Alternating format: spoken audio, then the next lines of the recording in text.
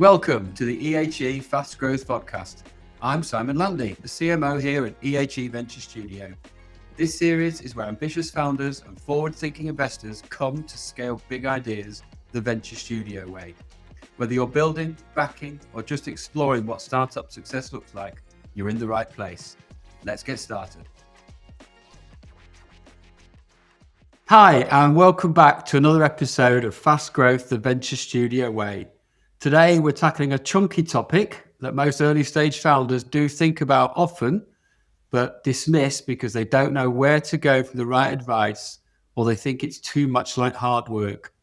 And that topic is grant funding. And I say that from my own experience because I spent a lot of time navigating the grant world when I ran my own business. And it's a very, very tough environment if you don't know where to look. So in today's episode, to help anyone thinking about grants as a way of supporting their business, we'll break down how grant funding works, some common mistakes to avoid, and how founders can use grants effectively alongside private investment to scale their businesses. And we're fortunate enough to have two fantastic guests joining us today to make sense of all of this. First up, we've got Hannah Williams, the Ecosystem Innovation and Growth Specialist at Innovate UK Business Growth, a subset of Innovate UK, helping innovative businesses scale by supporting them with things such as access to investment, partnerships, and their funding readiness. Hannah, great to have you with us. Thanks, Simon, and thanks for inviting me on. Absolute pleasure. And alongside Hannah, we're joined by Gabriela, co-founder of Goodwith, which we're excited to say is one of EHE Ventures Studio's first portfolio businesses. Gabriela has been through the grant process firsthand, secured funding, and used it to grow her business alongside private investment. So she'll be showing what it's really like from a founder's perspective. Gabriela, welcome. Thank you, Simon. Really good to be here. So in this conversation, we'll cover how founders can successfully apply for and make the most of grants, what investors need to know about grant-backed startups, and how founders can position themselves for both public and private funding. We'll also dig a bit deeper into how Innovate UK's investor partnership programme brings private investment and public grants together. And of course, we'll wrap up with some practical takeaways for founders at every stage. There's a lot to unpack here, so let's kick off first by getting a bit of context from you, Hannah, if that's okay, about Innovate UK Business Growth and how it fits into the sort of wider landscape. So probably the best way to question that is what's your role at Innovate UK Business Growth and how does it connect with the sort of broader Innovate UK enterprise? Great. Yeah. So I work within Innovate UK Business Growth and worked there for the past 5 years. And business growth is a central part of the wider Innovate UK family. So Innovate UK is kind of at the top of that kind of tree. And they kind of provide direct funding and support to drive innovation in the UK. And then business growth, where I work, focuses on helping those SMEs scale through one-to-one support. We support with things like innovation management, internationalization, and investment readiness. So whether that be public grants or private capital, we can kind of cover all of that off in support. And we're kind of the team that really helps the companies embed that innovation and funding opportunities into their business and commercialize those opportunities as well. Right. Okay. And are there sort of particular types of businesses that you help, particular sectors or particular sizes, or is it quite broad? So it is quite diverse. So we work with companies kind of from early stage startups, just at the beginning of that journey, all the way through to scaling businesses, preparing for significant funding rounds or international expansion. So it's quite broad, that support. In terms of sectors, if you look at the kind of Innovate UK industrial strategy, there's strong presence of deep tech, AI, life sciences, advanced manufacturing, net zero and sustainable innovation. And obviously AI in particular is massive for us, as is everywhere, I imagine. So yeah, it cuts across so many sectors and we're seeing a lot of that innovation that doesn't necessarily fit into just one category or one market. there's a lot of kind of cross-cutting themes. Right. Okay. But but you have sectors, don't you? So I guess within the Innovate UK global environment, you're responsible for a certain region, aren't you? Is that how it breaks down? So within Innovate UK Business Growth, Yeah. it's a national program delivered to SMEs, no matter what sector, as long as there is innovation within that. So that's kind of the companies that we support. But then from a broader Innovate UK strategy, I'd say it's definitely aligned to kind of emerging economies, deep tech, AI, life sciences. But for my role, I kind of support from those innovation-led SMEs that have a funding requirement need. Yeah, right. Okay, sorry, I just want a bit of clarity there. And then Gabriela, I guess you've benefited from the areas that Hannah's just spoken about, haven't you? So, in fact, before we get on to that, it's probably good for people to know a bit more about you and Goodwith and your business. So, yeah, perhaps give us a bit of a sort of the journey you've been on with your business over the last however long it has been. Yes, yeah. Well, it's been since about 2022, and it actually started with a SMART grant, which helped us get off the ground. But yeah, so we founded Goodwith at the end of 2021, and we're able to hire the team and start R&D with the support of a SMART grant. So it was really kind of critical to us existing today. And yeah, so we've been doing a lot of R&D, focusing on validating our approach to financial resilience and helping banks understand people's financial resilience so that they can lend to them. We're effectively helping them assess risk when there's not enough data, not enough history, so a credit score. So we're giving them alternative data sets to assess risk and then to build financial capability through our AI-driven, what we call a FinIQ, which is a financial psychoeducation pathway. So not only are we helping banks lend safely, but we're helping the borrower understand when they're ready to borrow. Right. Okay. And in terms of the use of grants, is a grant basically enabled you to get where you are now? Has it enabled you to get somewhere quicker? What's the sort of experience of how grants have helped you get to where you are now? Yeah, so grants have helped us, especially the SMART grant in particular, because what I had at that time was a concept only. So when Hannah talks about, funding everyone from like startup day one through to growth and scaling stages, it's very accurate because we only had a concept. We had a business plan, we had the concept, we'd done some research, but really it was, here's something that's it's innovative, it doesn't exist in the market. And it was risky. So trying to get early stage investors, angel investors to invest is very difficult for such a risky proposition. And Innovate UK helped us kind of overcome that barrier and really focus on R&D and doing a lot of it to validate our approach, which doesn't exist in the market still today. So it was absolutely critical to us, me being able to hire a team, us being able to do the research, us being able to validate our approach. So it was really critical. Right. Thank you. So back to you then, Hannah. Then, so how diverse would you say that the grant and funding ecosystem is? Do you think it caters for all types of innovation, or do you think there are still certain areas where it's still difficult to access grants?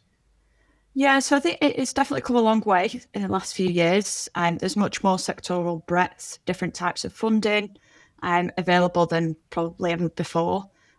So you think you've got challenge-led programs to innovation loans, investor partnerships, and beyond that. So it has got more broad, but it's still not a plain kind of even playing field. So we know that underrepresented founders, as well as those outside of the kind of typical tech hubs or clusters, can still face barriers. So kind of my role at Business Growth it is trying to level that playing field and reach to those founders that maybe sit outside of those typical kind of hubs and clusters, and understand what's out there and help them prepare effectively so that they are on a more equal footing when applying for grants. Oh, that's great. Great to hear that, actually, isn't it? I mean, something that I certainly thought when I was applying for grants back in the 20 odd years ago, probably, it always seemed like it was free money. Grants were free money, but that's clearly not the case. It's a really, really difficult, rigorous process. Gabriela's nodding there. Yeah, definitely. So, in terms of your experience there, Gabriela, you've had the experience, the real world experience. Is there anything you wish someone had told you earlier? What are the learnings from when you started that you could share with people?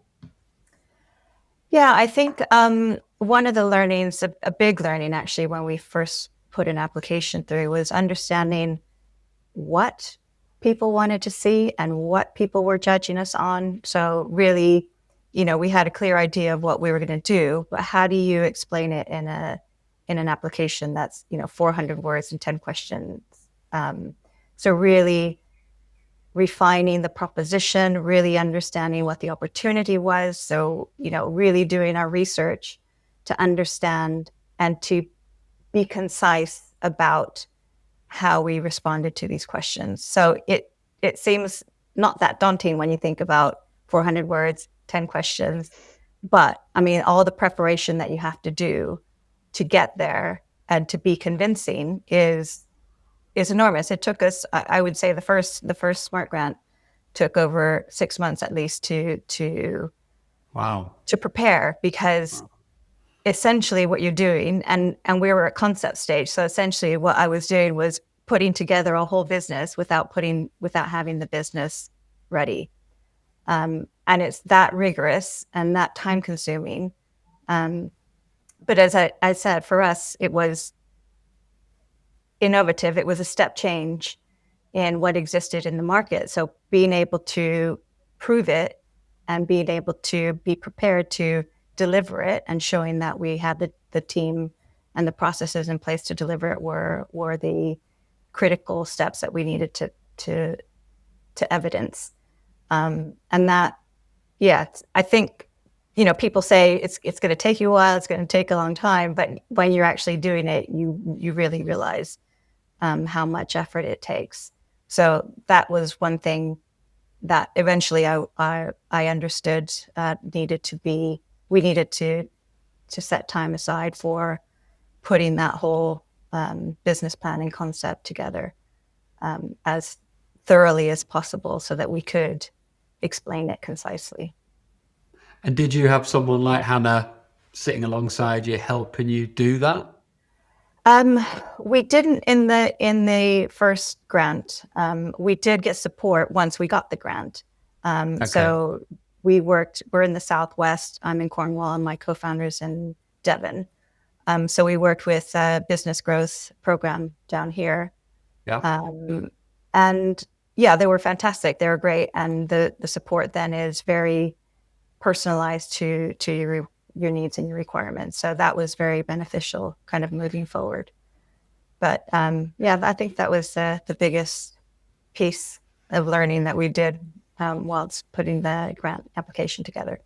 Yeah, thank you. And then Hannah, from your side of the fence, are there common mistakes that you see, or are there sort of big mistakes you see founders make when they're applying for grants?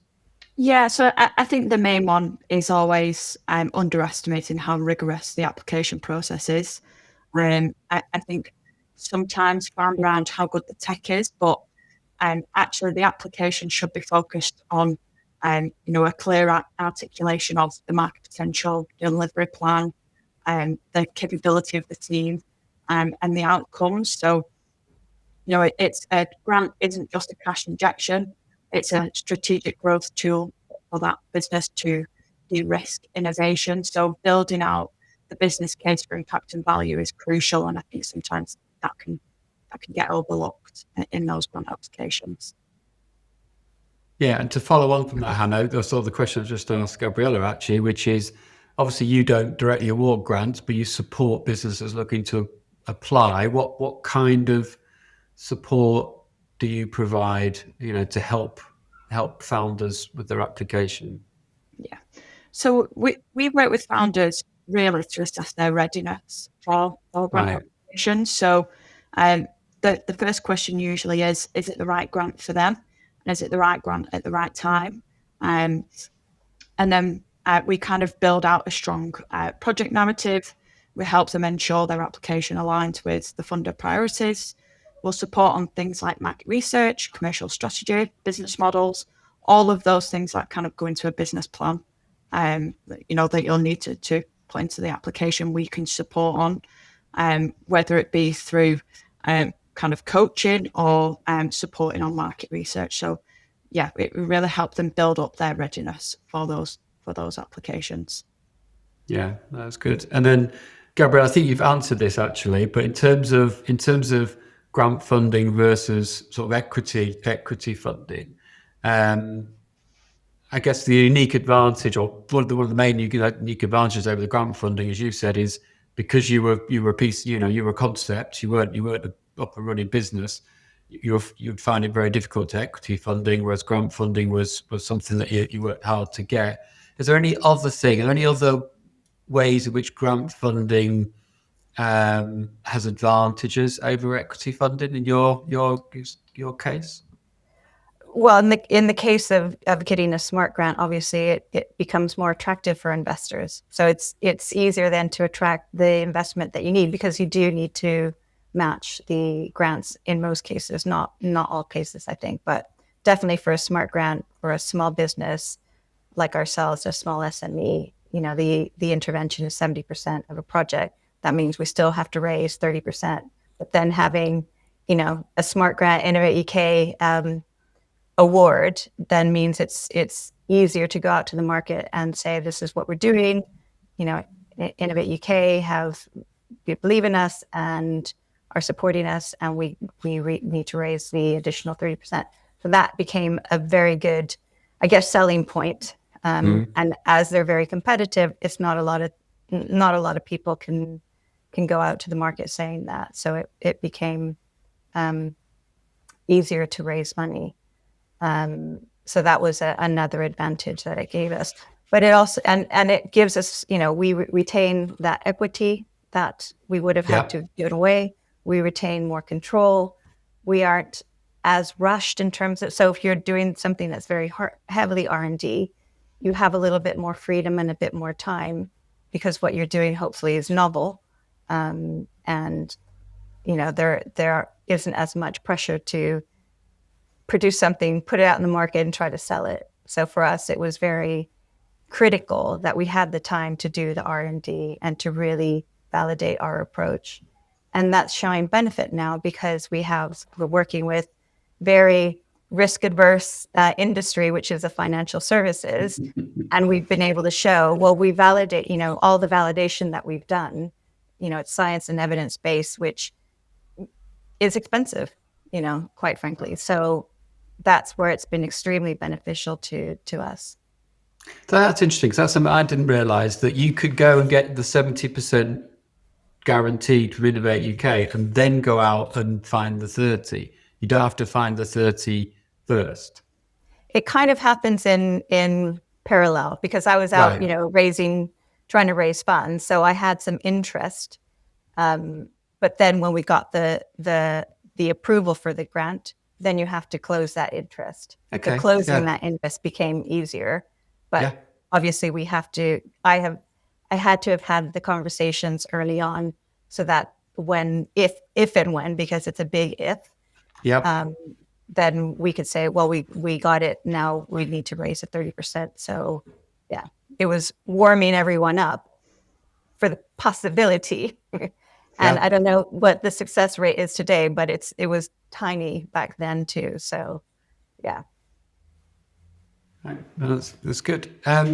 So Hannah, I've been doing some reading and I've got some numbers in front of me because I can never remember numbers, but the investor partnership program that I know you're involved in, it's generated something like, I think it says here, 42.8 million in grant funding to SMEs, 123 million in aligned equity investment, and an additional 373 million in partner investment in the last, well, this is 2017 to 2022. I mean, that's some very, very big numbers there.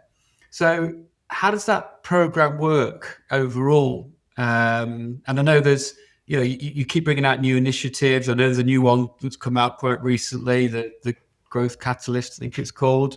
So how does that program work? And I want to give you the opportunity to talk a bit about this Growth Catalyst, this new initiative as well, and talk about how people can get to know more about them. Yeah, so this is actually so the investor partnerships is quite similar to the kind of investor grant alignment that Gabby just kind of talked through in her experience. So the investor partnerships program, it's a Innovate UK initiative that is designed to help SMEs bring in both grant and private investment into de-risking their innovations.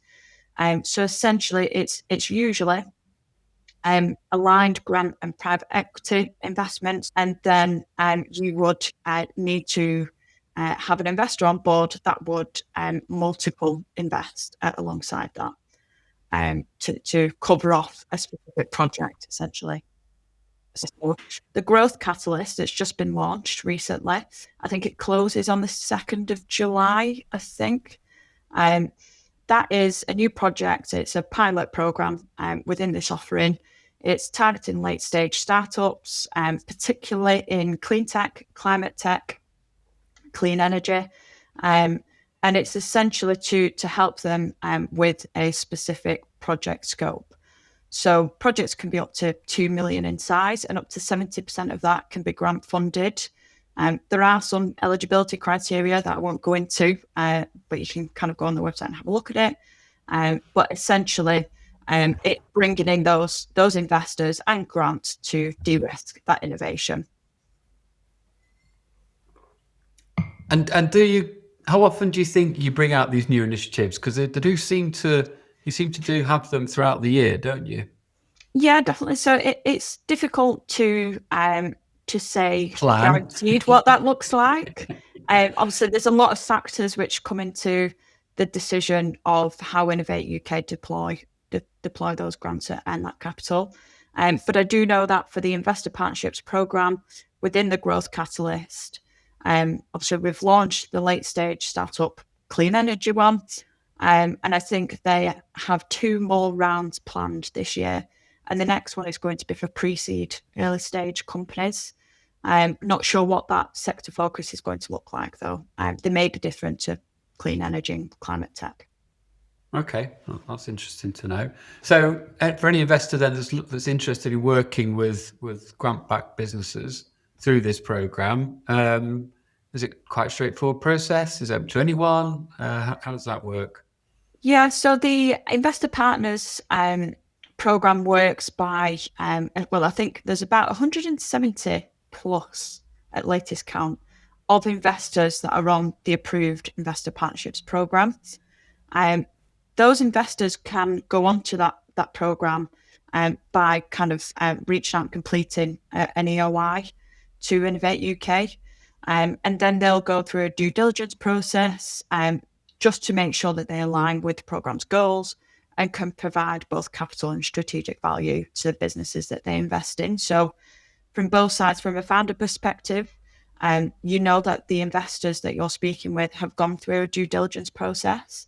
And for the investors themselves, you know that those founders and that technology has some credibility from Innovate UK as well. Yeah, I mean, I should know that because EHE Ventures Studio are on that program, so I should know all that. And of course, I did. I did know all that. But thanks for reminding me. So, to both of you, then, I'll go back to perhaps Gabriela first. So, for founders, obviously, securing grant funding and private investment is the dream, and you've been very successful at that. But for what you see, what's the one underrated thing that can really boost a founder's chances of making it happen? Of making the investment or the grant Yeah, happen. securing grant funding and private investment. Yeah, I think it's again, it's a lot of preparation. And as Hannah said, it's not just about the technology; it's understanding the market, understanding the potential, being really prepared in knowing your figures and what the potential of the innovation is, and ensuring it really isn't a step change in technology or approach. So really getting that clear is going to help you get a grant, but it's also going to help you communicate to investors. So it really is advantageous because you would need to do that anyway. So if you're trying to find just equity investment, you still need to have those things in place. So although it's a lot of work, the work was used to also attract investment from equity investors. So it really helped strengthen our proposition. It helped strengthen our narrative. And it put us in good stead. As I said, it's 70% in intervention of a raise gives the founders continued freedom to develop, as you need to with the time that you need to take. And also, if you're doing these grant applications, the kind of the project scope and the project plans are very detailed. That helps align teams when you're onboarding new teams. You have, unlike most startups, you have a kind of month-to-month plan. You have things that you have to achieve. Obviously, they could change, but it really gives a clear idea to, again, investors, what it is that you'll have at the end of it. What is this output? What have you planned to deliver at the end of this project? Which is a difficult thing to do when you're at concept stage. But the more you can plan it, the faster you can develop your technology, and the more aligned your team can be to delivering to those milestones and those goals. Yeah. And Hannah, have you got anything to add to that in terms of, how does you have good? Yeah, yeah. So I definitely echo your comments there. I think for me, it's clarity of vision. So not just being able to articulate what your innovation is, but why now, why you, and why it matters, and the impact of that is going to be crucial for any grant applications, and also for any private investment that you look to secure. So I think something that stands out for me is founders that can connect the dots between their tech, the market, and the long-term impact of that. I think do tend to perform well across both grant applications and investor pitches. And then founders that are prepared, I think, is the big one for me. Not just kind of scattergun approach on grants or investment, but really aligning your kind of innovation strategy to your kind of funding roadmap so that everything's aligned and well prepared for. Yeah, I'd just add that trying to, there's always a temptation to try to shoehorn in a grant into your roadmap, and that can be very dangerous. And, it can cost a company because suddenly you're doing something just for the money that isn't, going to deliver on your vision or going to deliver on your impact and product market fit. So trying to chase money is not a good idea either if it's not fitting specifically to what you're already doing. Yeah, I agree. I think we kind of say that it's, if you've got a grant that you're looking to go in for, ask yourself whether that is deviating from your commercial critical path. And if it is, then maybe it's not the right thing to apply for. Because especially when you're earlier stage, it's really critical to have that focus on what you're building and why. Mm-hmm. Yeah. And as you say, it's free money isn't free money. Yeah, definitely. No, and it's great because the goal isn't the grant. The grant's the enabler, isn't it? And I think for a lot of businesses, they see the grant as the goal, don't they? It's not. It's the enabler. Brilliant. Really, really good stuff. So actually, good thing moving on from that, which again, something I wasn't aware of till I was looking into this, that you can get grants for all sorts of things. So we were talking to a business recently about some IP they wanted to fund, and it was it's going to be, I don't know, $100,000. I think it was American. It was $100,000, and you can get grants just for the IP. So I know, Hannah, you've sort of talked to that a bit, but what sort of things can you get grants for? It can really vary. You can get grants for very early stage kind of feasibility studies through to kind of IP audits or research grants. It can be very varied, and I think that's why it's crucial to tap into the ecosystem so that you can understand for all of the kind of the bits of the building blocks of the company, and as you grow, what grants could actually cover that project. And I think that's an easier way to go around it. Say, well, now I need to protect my IP. I need to build my MVP. Maybe this could cover that. I think that works best. But yeah, it's really broad. And I think it's just understanding what your roadmap looks like, and then tapping into the ecosystem to navigate that ecosystem and understand what grants could potentially cover those project costs. And Gabriela, did you do that? Have you had more success in several grants for several different types of need? Yeah, so we've had, from the Smart Grant, we've had a few other specific challenges that had really suited what we were doing. And then we had, as we did receive support from Business West, so the growth program.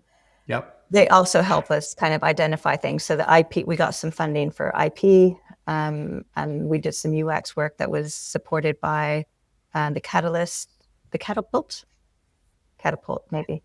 Yes. The digital catapult. And yeah, so it's once you've kind of in that ecosystem, it's really good to get and support at your various stages, as Hannah said, and having business growth, the growth program support you and help you identify what those opportunities might be has been very useful as well. So yeah, we're very grateful for that. And do they sort of keep you informed then in terms of the types? Because I suspect you've got like Hannah's role, you've got a sort of partnership manager now, so they probably keep you informed as new grants come to market, and as they're obviously quite close to your business and what your business is doing. So is that quite a sort of strong relationship then that's been built over time? Yes, they've been very supportive, and we've found out about a few kind of challenges and calls because of them, because they know our business, and they said this one would be great for you guys. Go and apply the IP one. Go and apply for this.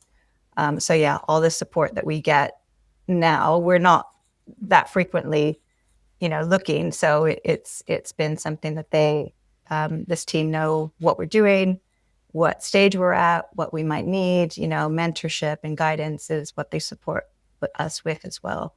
So it's been invaluable to us. Yeah, no, it sounds like it. Brilliant. So before we wrap, as we always do, it's the whole classic. Is there any one piece of advice, a practical give or take away? Is there any? I think you've covered lots of ground there between you, but is there anything in particular you'd like to reiterate or to say in terms of if I'm a founder and I'm thinking about applying for a grant today, what do I need to know? Yeah, I think for me, it would be, again, grants aren't just free money. There is an opportunity cost associated to those. All of the kind of project monitoring that comes once you've secured a grant can be time consuming. So have a clear understanding of what you need and why, and then tap into support networks, whether that's through Innovate UK Business Growth, regional growth hubs, or founders who've been through it before. And get get their support to navigate that grant application ecosystem, because innovation can be brilliant, but the key to winning grant funding is how well you can actually translate that into a fundable project. So yes, support is crucial on that journey. Yeah, I think I echo everything you mentioned, Hannah, but I would start with leave plenty of time. Leave plenty of time, because it's going to run out. You're going to be stressed, and it's not going to be a very comfortable position to be in. But I would say if there's a specific requirement, then you search for what grant might suit the requirement and not the other way around. But yeah, leave enough time to prepare. Definitely. Brilliant. And Gabriela, just answering that question that Hannah's just mentioned there, in terms of the monitoring, how have you felt about that as the monitoring of how you've used the grant money? Has that been how have you felt about that? Yes, I have to be honest to say at the first kind of quarter, it was daunting in terms of not really knowing what to expect. Have I provided enough information? Have I done everything right? And yes, that can be daunting. But once having done it, we have angel investors, so that all the work that we did for Innovate UK reporting, we could then use to update our angel investors, and probably more than they were expecting because it's so detailed. So on the plus side, you're bringing your investors along. They're super informed of what you're doing because you've had to do it for Innovate UK quarterly reporting anyway. So that is kind of it is a lot of work. It does take time, but then the advantage is you are able to share with your investors and also your team. A lot of things we do day to day as founders and teams is so kind of focused on the result and the next day and the next month and the next milestone that sometimes you forget how far you've come. And for us, using those kind of quarterly, here's what we accomplished, milestones, and kind of using that to encourage the team has been useful too. So there are many areas of kind of benefit that you get from doing it, but it is time consuming. So yeah, leave some time for that too. For that as well. Yeah. Brilliant. Thank you both. That's a wrap on the episode today. And I think what you said there at the end there, Gabriela, you said it at the beginning as well, which is, to apply for a grant, you've got to be very, very thorough, but it's very, very important information, because it's information you can then take out to investors. You can then share with your team, but then monitoring how you spend the grant money does the same. So it's, you're actually doing all the hard work in relation to the grant, but you're using it multiple times. There's actually probably a massive time saving in the end and some of that. Yeah. Which is great. So thank you both very much. And hearing from both support and founder side was very useful. So in terms of people wanting to know a bit more about you two though, so Gabriela, if anyone's interested in learning more about GoodWiz and what you're building, where's the best place for them to find you? LinkedIn is probably the easiest. Yeah, just find me. There are not many people with my surname, which is ISAS, so it won't be difficult. But yeah, connect with me on LinkedIn and we'll have a chat. Fantastic, thank you. And Hannah, if a founder or an investor is listening, wants to get some support from the Innovate UK Business Growth, what's the best way for them to get started, and how can they contact you? Yeah, so it might be a little bit more difficult to find me on LinkedIn. So I've got a bit more common of a surname. You can try. And what is it, Hannah? Hannah Williams. Williams. There you go. Yeah. So yeah, I'd say if you're a founder that's wanting to find out more about Innovate UK or grants in general, head to the Innovate UK website. You'll be able to look at open opportunities and also submit an inquiry form to get in touch with the business growth team. So that's innovateuk.ukri.org, and then they'll be able to kind of take you through that process. Brilliant. Thank you both. And obviously, if you're a founder looking to build something exciting in AI or deep tech, you can contact us EHE Venture Studio at ehe.ai to learn more about what we do and how we support founders through both funding and our venture studio model. So thanks again to both of you for joining us, and to everyone listening. Make sure you subscribe to Fast Growth, the Venture Studio Way, for more exciting conversations with founders, investors, and the people shaping and helping establish and grow our startup ecosystem. Gabriela, Hannah, thank you both very much. Thanks, Thank Simon. you. See you later. Cheers. Bye. Thank you for listening to this episode of Fast Growth, the Venture Studio Way. If you found this valuable, don't forget to like, subscribe, and share it with your network. Want to learn more about EHE Venture Studio and about how we provide tech, funding, and advisory to ambitious startups? Visit www.ehe.ai. Thank you once again, and we'll see you next time on Fast Growth, the Venture Studio Way.